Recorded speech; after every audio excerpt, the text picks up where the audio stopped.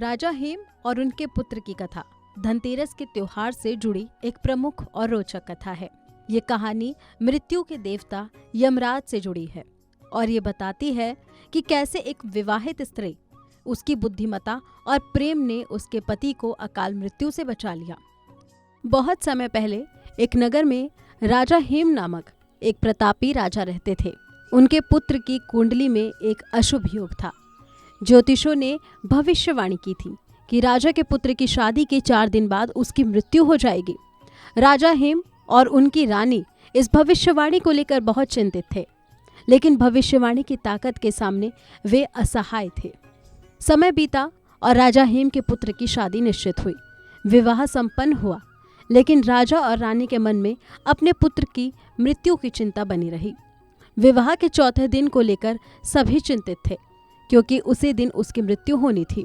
राजकुमार की पत्नी, जो बहुत समझदार और बुद्धिमान थी, अपने पति को बचाने के लिए एक उपाय सोचा।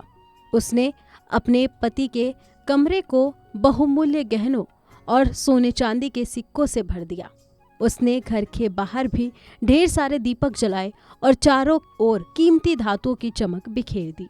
फिर वह सारी रात जागती रही और अपने पति के साथ बैठकर उसे कहानियां सुनाने लगी, ताकि उसका ध्यान कहीं और न जाए और वह जागता रहे। यमराज, जो मृत्यु के देवता थे, उस रात राजा हेम के पुत्र की आत्मा लेने के लिए आए। लेकिन जब यमराज राजकुमार के घर पहुंचे तो उन्हें बाहर सोने चांदी और दीपकों की अद्भुत चमक दिखाई दी। इससे यमराज को भ्रम हुआ और वे उस कमरे के अंदर प्रवेश नहीं कर पाए। राजकुमार की पत्नी की इस चालाकी और दीपों की रोशनी के कारण यमराज उसकी आत्मा नहीं ले पाए और खाली हाथ लौट गए। इस प्रकार राजकुमार की मृत्यु टल गई और वह जीवित रहा। इस कथा से ये संदेश मिलता है कि जीवन में किसी भी कठिनाई का सामना धैर्य, प्रेम और बुद्धिमानी से किया जा सकता है। यदि मन में सच्ची श्रद्धा और प्रेम हो तो मृत्यु जैसी बाधाओं को भी टाला जा सकता है। धनतेरस का पर्व इसी विश्वास और आशा का प्रतीक है, जहां लोग अपने घरों में दीपक जलाकर सुख, समृद्धि और दीर्घायु की कामना करते हैं।